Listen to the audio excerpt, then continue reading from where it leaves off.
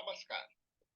आज हम डिस्कस करेंगे अपॉइंटिंग एंड डिसिप्लिनरी अथॉरिटीज के बारे में। ऐसी अथॉरिटी जो सरकारी सेवा को समाप्त कर सकता है।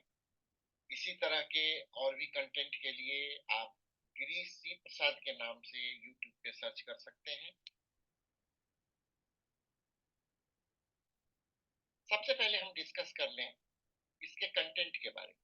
We will be discussing appointing authority, disciplinary authority, and similarity and difference between the two authorities.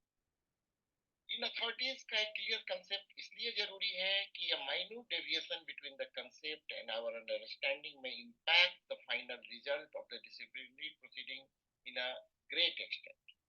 इस कंटेंट को बनाने के लिए मैंने हेल्प लिया हुआ है कॉन्स्टिट्यूशन ऑफ इंडिया का, रिलेवेंट रूल पोजीशंस का, सीसीए रूल 1965 का और रिलेवेंट कोर्ट डिसीजंस का।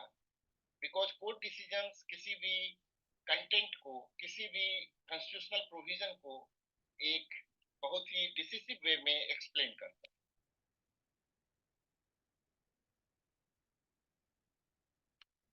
Most basic concept about the authority who can dismiss and remove a person from service emerge from Article 311 sub-article 1 of Constitution of India. इसके अनुसार no government employee shall be dismissed or removed by an authority subordinate to the appointing authority. Compulsory retirement को removal from the service का ही एक part माना गया है, अर्थात dismissal, removal and compulsory retirement, जिसको कि combinedly termination from the service कहते हैं, इस आर्टिकल के अंदर प्रोवाइडेड है, यानी इस आर्टिकल के अंदर कवर होता है।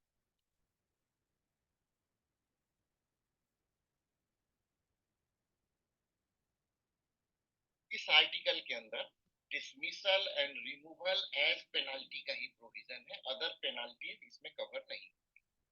दूसरा इंपॉर्टेंट पॉइंट है कि डिसमिसल एंड रिमूवल यदि पेनाल्टी छोड़ करके किसी और कारण से हो, जैसे कि कोई पर्सन सर्विस में इनवैलिडेट हो जाए और उसको सर्विस से हटा दिया जाए, तो this is not covered under this article. इसी तरह से अदर इंटरलोकेटरी ऑर्डर्स, जैसे कि initiation of inquiry, appointment of IAN, PO and approval on the chargesheet, इसका भी एक स्टैट्यूटरी बैकअप होना जरूरी है, अर्थात ये भी उसी अथॉरिटी के द्वारा इशू किए हुए होने चाहिए जिसको कि इसके इशू करने का पावर डेलीगेट किया। Under this article, power to appoint does not necessarily include the power to suspend and dismiss an employee.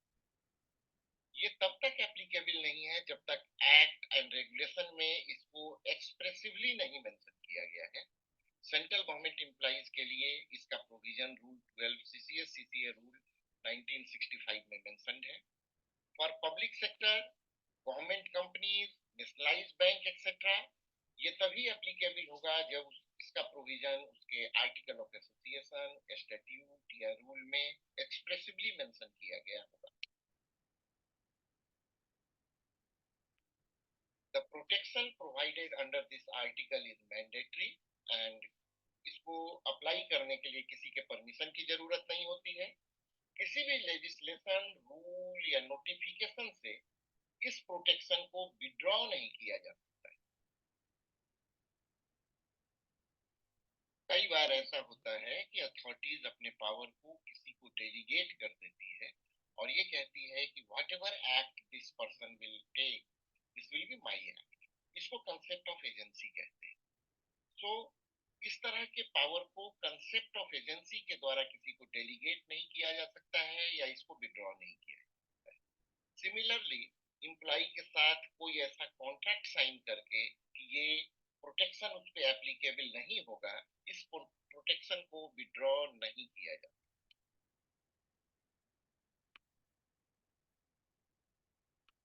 अभी तक हमने इस प्रोविजन के स्कोप को समझा, अब हम इसके अदर एस्पेक्ट्स को देखते हैं। अभी तक ये तो क्लियर हो गया है कि this penalty can be imposed by the officer of the same rank और of higher rank to the appointing authority. लेकिन सेम रैंक या हायर रैंक के ऑफिसर को भी इसको अप्लाई करने से पहले इसका पावर उसके पास डेलीगेटेड होना चाहिए। This should be authorised for the thing and at the same time such same rank or higher rank officer must have some kind of administrative control over the employee. अगर administrative control नहीं है उस employ पे तो इस power को वो apply नहीं कर सकता। सबॉर्डिनेट का मतलब सबॉर्डिनेट इन रैंक है, सबॉर्डिनेट इन फंक्शनिंग नहीं। कहने का मतलब है कि अगर किसी सबॉर्डिनेट इन रैंक ऑफिसर को ये पावर डेलीगेट भी हो जाए तो इसका कोई इंपॉर्टेंस नहीं है। ये अपॉइंटिंग एंड डिसमिसल का पावर सेम रैंक के ऑफिसर को या सीनियर ऑफिसर को ही डेलीगेट भी किया जाए। और ये डेलीगेशन भी तभी किया जा सकता है जब इस तरह के डेलीगेशन का प्रोविजन स्टैट्यूट या रूल्स में हो। यहाँ एक चीज इंपॉर्टेंट ये है कि वंस डेलीगेटेड ये पावर या रिडेलीगेटेड ये पावर फाइनली जिसके पास रहेगा वही पर्सन इसको एक्सरसाइज करेगा। यानी तो वो सीनियर जिन्होंने इसको डेलीगेट किया है वो डेलीगेशन के बाद इरिलीवेंट हो जाते हैं इस पावर को एक्सरसाइज करने के सेंस। यदि कोई पर्सन किसी पोस्ट पर ऑफिशिएट कर रहा हुआ होता है तो इसका मतलब है कि वो उस पोस्ट के रैंक को होल्ड कर। लेकिन यदि कोई पर्सन किसी पोस्ट का करंट चार्ज जस्ट रख रहा है या उसके पास जस्ट वर्किंग चार्ज है इसका मतलब है कि उसके पास एडमिनिस्ट्रेटिव एंड फाइनेंशियल पावर तो है लेकिन उस पोस्ट का स्टूटरी पावर नहीं है। and because appointing and dismissal both are statutory power, so current charge के होल्डिंग के केस में इस पावर को एक्सरसाइज नहीं कर सकता है जबकि एक ऑफिशिएटिंग पर्सन इस चार्ज को इस अथॉरिटी को एक्सरसाइज कर सकता है।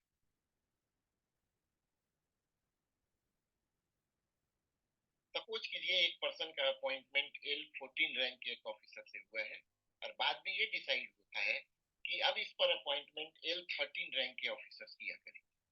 इस केस में भी उस पर्टिकुलर पर्सन के लिए जिसका अपॉइंटमेंट L14 रैंक के ऑफिसर से हुआ है L14 रैंक का ऑफिसर ही अपॉइंटिंग अथॉरिटी रहेगा और वही रिमूवल एंड डिसमिसल की पेनल्टी को इम्पोज कर सकता है। लेकिन अगर सिचुएशन कुछ ऐसा है कि एक इंस्टीट्यूशन किसी दूसरे इंस्टीट्यूशन में मर्ज हो जाता है तो वहां के सारे एम्प्लॉय के लिए जो नया इंस्टीट्यूशन है वहां पर जो रिलीवेंट अपॉइंटिंग अथॉरिटी होगा वो अपॉइंटिंग अथॉरिटी ही ये पेनल्टी इम्पोज करेगी।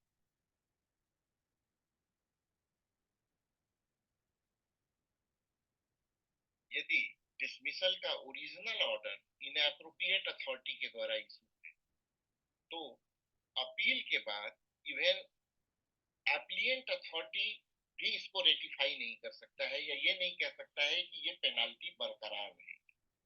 यहाँ पर एक चीज गौर करने लायक है कि अपॉइंटिंग अथॉरिटी एक स्पेसिफिक अथॉरिटी है और इसका क्लियर मेंशन स्टैट्यूट या रूल में होना जरूरी है।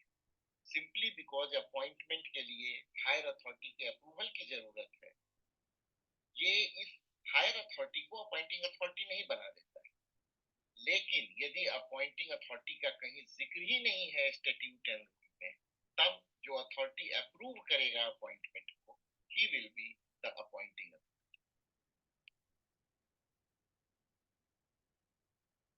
अब तक ये क्लियर हो गया है कि ये power of dismissal and power of removal cannot be delegated to a officer of lower rank.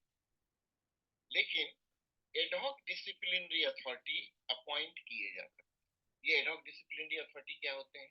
किसी पर्टिकुलर केस के लिए ही अगर एक डिसिप्लिनरी अथॉरिटी अपॉइंट किए जा रहे हैं और वो डिसिप्लिनरी अथॉरिटी अपॉइंटिंग अथॉरिटी के सेम रैंक के हैं या हायर रैंक के हैं तो इस पेनाल्टी को देने का पावर डेलीगेट किया जाए।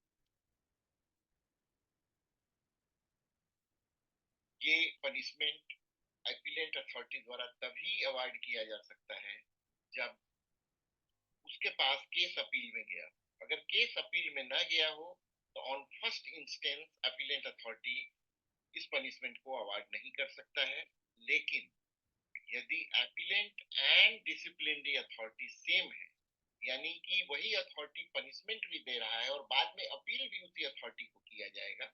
अगर ऐसा केस है पेनाल्टी उस अथॉरिटी के द्वारा दी जा सकती है। यदि एक पर्सन का परमानेंट ट्रांसफर एक ऑर्गेनाइजेशन से दूसरे ऑर्गेनाइजेशन में हो जाता है तो न्यू ऑर्गेनाइजेशन का अपॉइंटिंग अथॉरिटी ही उसका अपॉइंटिंग अथॉरिटी होगा।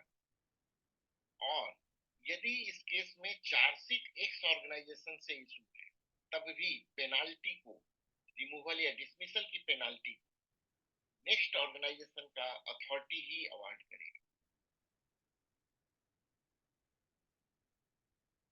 And finally, this is the list of the references which has helped me while preparing this presentation.